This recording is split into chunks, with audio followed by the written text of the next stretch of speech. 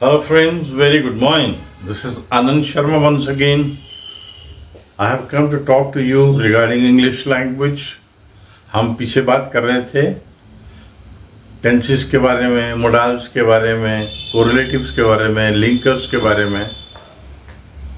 आज मैं आपसे एक और बात करूंगा, वो ये है कि अंग्रेजी में, क्योंकि अंग्रेजी जो है वो ओवरऑल, कुल मिला के, इन ऑल ऐसा माना जाता है कि 13 लैंग्वेज का मिशमैश है। मिशमैश खिचड़ी को भी कहते हैं, मिशमैश कलेक्शन को भी कहते हैं। 13 भाषाओं का कलेक्शन है ये। पर अब ऐसा नहीं है न, क्योंकि इंग्लिश और एनी लैंग्वेज, जैसे व्यक्ति भी इवॉल्व करता है। क्या करता है? इवॉल्व करता है, धीरे धीरे अपना ज्ञान बढ़ाता है, अपनी संपत्ति बढ़ाता है, अपने आगे बढ़ाता है, तो उसको इवॉल्व कहते हैं। इस तरह अंग्रेजी भी इवॉल्व हो रही है। I will be telling you that मैंने अभी पीछे नोट किया कि जैपनीज के बहुत सारे वर्ड इंग्लिश में आ गए हैं। उसका सबसे बड़ा इंपॉर्टेंट रीजन ये है कि English is a lingua franca. Lingua franca मैं आपको बता चुका हूं, फिर भी एक बार जस्ट फॉर रिवीजन चेक मैं आपको बताता हूं। लिंगुआ फ्रैंका का मतलब इंटरनेशनल लैंग्वेज नहीं होता है। लिंगुआ फ्रैंका का मतलब यह होता है कि ऐसी भाषा जो दुनिया के ज्यादातर देशों में समझी जाती है। स्पेन में चले जाइए, लैटिन में चले जाइए, इवन अफगानिस्तान में चले जाओ, पाकिस्तान में चले जाओ, वहां भी 4 में से 5 में से 1 आदमी 2 आदमी अंग्रेजी समझते हैं। इसको लिंगुआ फ्रैंका कहते हैं। चूंकि इंग्लिश इज अ लिंगुआ फ्रैंका, चूंकि इंग्लिश लिंगुआ फ्रैंका है, इसलिए और भाषाओं के वर्ड भी, इवन अफगानी वर्ड इंग्लिश में आए हुए हैं। राइट? सो अंग्रेजी में जो बाहर से वर्ड्स आते हैं वो थोड़े से हमें डिफिकल्ट लगते हैं, because we are not able to comprehend them. Comprehend, COMPREHEND, ये कॉम्प्रीहेंड का मतलब समझना होता है। आप लोगों ने 10th के एग्जाम दिए, 12th के दिए, आगे जितने भी आपने बड़े एग्जाम दिए, सब में कॉम्प्रीहेंशन आता है। तो ये कॉम्प्रीहेंड जो है ये वर्ब है। कॉम्प्रीहेंडेड मीन्स समझना, अंडरस्टैंड। मैंने अंडरस्टैंड की जगह कॉम्प्रीहेंड ये डेलिबरेटली बोला है, जानकर बोला है, ताकि आप इस बात को यूज करें, समझें। Is that clear? Now I come back to my main point. मैंने आपको बताया कि अंग्रेजी कई भाषाओं से मिलकर बनी है। 13 एक नंबर है, इट इज ए नंबर। 16 भी हो सकते हैं, ये 18 भी हो सकते हैं, 21 भी हो सकते हैं। ऐसा कुछ नहीं है। There is no hard and fast rule. Hard and fast rule, cut and dry, ये इडियम मैं आपको करा चुका हूं, आपने याद कर लिए होंगे। Now we come to the point ad hoc. जो foreign words used commonly, first word is ad hoc. Ad hoc का मतलब होता है एक टेम्परेरी पर्पस के लिए। फॉर एग्जाम्पल, एक जगह टीचर की पोस्ट खाली है 3 महीने के लिए, क्योंकि मैडम जा रही हैं या सर जा रहे हैं, तो वो जो 3 महीने की पोस्ट है वो जब किसी को दी जाएगी तो उसमें लिखा जाएगा this is ad hoc appointment. 3 महीने बाद जब वो सर या मैडम आ जाएंगे तो उसको वो सीट अपनी छोड़नी पड़ेगी। He has to leave the job. This is called ad hoc for the temporary purpose of. Is that clear? Now we come to the next word, alumni. अभी थोड़ा सा कंफ्यूजन है, बिल्कुल मैं क्लियर कर दूंगा आपको, डोंट वरी। वैसे हम तो एल्यूमिनाई बोलते थे, पर अब ये कहते हैं कि जो एल्युमिनस है वो मेल है, एल्युमिना जो है वो फीमेल है, और अगर दोनों हैं तो वो एल्यूमिनाई हैं। एल्यूमिनाई कौन होते हैं? किसी यूनिवर्सिटी के पढ़े हुए जो बच्चे होते हैं, लोग होते हैं, जैसे he is an Oxford alumni. अभी आपने पढ़ा होगा Kautilya Pandit, he is going to Oxford, he is being paid 25 lakh rupees for his education, a very prodigy, very intelligent boy। तो जो बाहर यूनिवर्सिटी के पढ़े थे, दिल्ली यूनिवर्सिटी का, he is an alumni of Delhi university. अब इसमें क्या है? इसमें ये है, एक है तो एल्यूमिनस है, गर्ल है तो एल्यूमिना है, प्लूरल है एल्यूमिनस का, एल्यूमिनाई का, तो ये दोनों का है। कंफ्यूजन समझ रहे आप? और अगर सिर्फ लड़की का है तो वो कहते हैं ALUMANEE,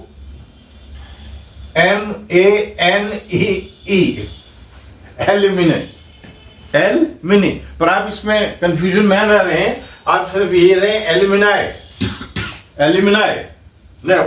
एंटी मेरिडियन आप जानते हैं, AM जिसको आप बोलते हैं, ये सिर्फ लिखने में आता है, बोलने में नहीं आता है। मैं आपसे डिस्कस कर चुका हूं जब हम घड़ी की बात कर रहे थे, टाइम की, आपको याद होगा।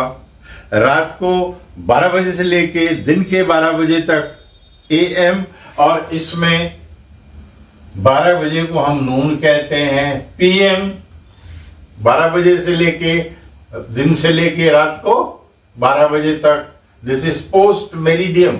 कई बार ये भी कहते हैं कि इसको M की जगह N भी हो सकता है, लेकिन कई लोग ऑब्जेक्ट करते हैं कि no, this N is use for long altitude, so we should avoid use it. So if you can you can, otherwise इसमें N भी करेक्ट होता है, but some people object to it, so why to have objection. मत जाइए उस objection में, M ही लगाइए, N भी ठीक है। But N I have told you, because of its long altitude they say no, it's not correct. Anyway, bona fide, bona fide का मतलब आप जानते हैं, बोनाफाइड का मतलब होता है ओरिजिनल, सही, जो डुप्लीकेट नहीं है।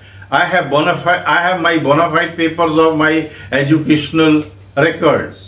रिकॉर्ड, मैं रिकॉर्ड बोल रहा हूं, इसको रिकॉर्ड बोलते हैं, आप रिकॉर्ड ही बोलिए, no problem. Vijay has given me a bona fide offer of teaching somewhere. Bona fide means real, सच में, that is bona fide. We are bona fide citizen of India, we are bona fide citizen of India. तो bona fide का मतलब genuine, exact meaning क्या है उसका, genuine और real, और रियल। अब आते हैं वो डोमिसाइल पे। डोमिसाइल का मतलब होता है जहां के हम मूल निवासी हैं, जहां के हम मूल निवासी। मैं दिल्ली में रहता हूं, दिल्ली में पढ़ा, लेकिन I basically have a domicile certificate of Himachal Pradesh because I belong to domicile. So domicile where we originate from, that we call native, that we call native, or we want to say hail from, hail from. Now I come to the word de facto, बहुत use होते हैं सारे। अब newspaper कल निकालेंगे, सारे word आएंगे। ये de facto का मतलब होता है सच में, हकीकत में। In our constitution, the president is the head of the republic, that is India, but de facto it is the prime minister.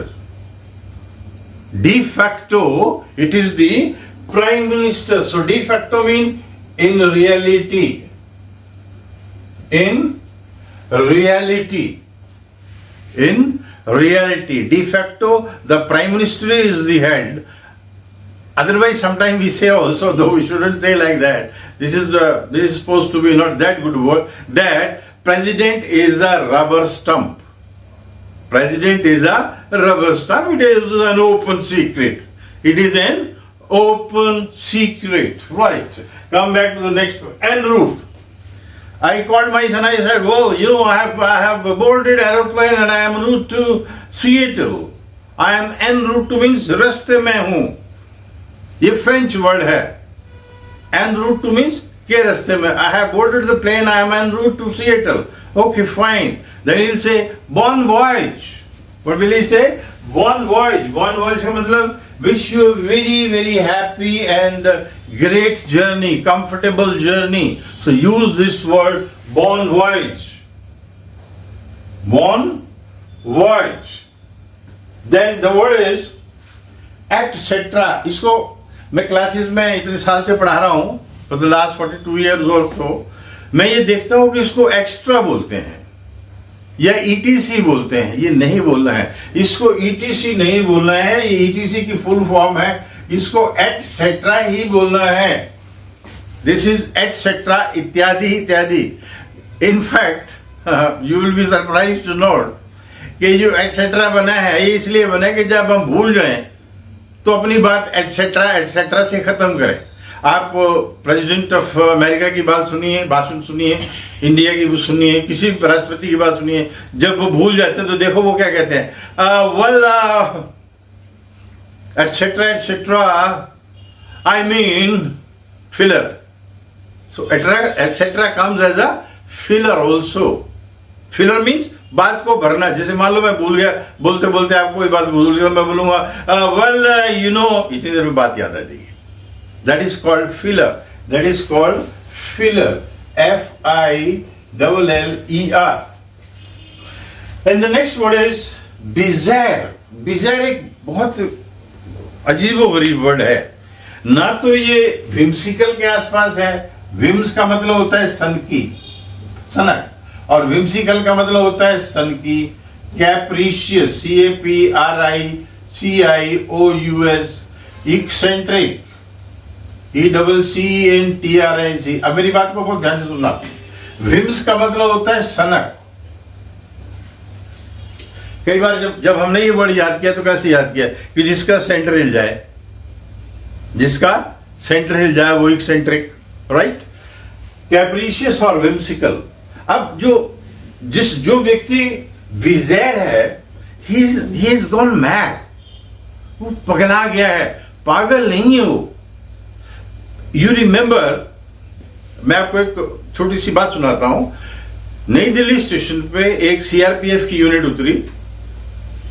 They were all right, hale and hearty, enjoying chats with them, having pleasantries, बातचीत कर रहे हैं। इतने में एक आदमी ने, एक अफसर ने 15 जवानों को मार दिया, because he went bizarre.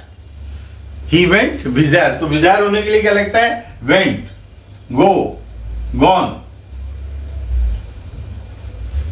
He went bizarre, वो पगला गया।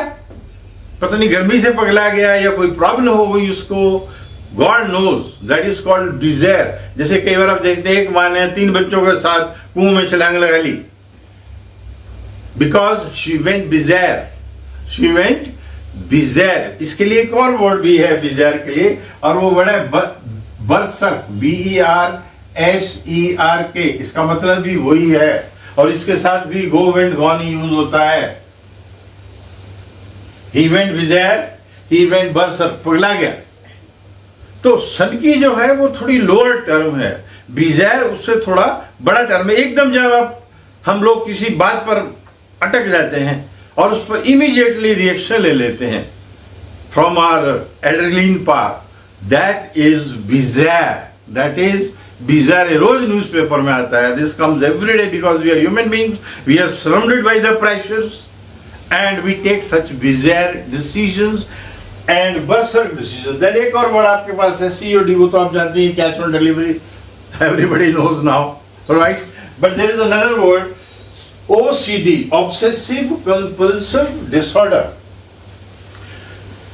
ये क्या है? ये है कि ताला लगाया, फिर वापस आए, फिर ताला चेक किया,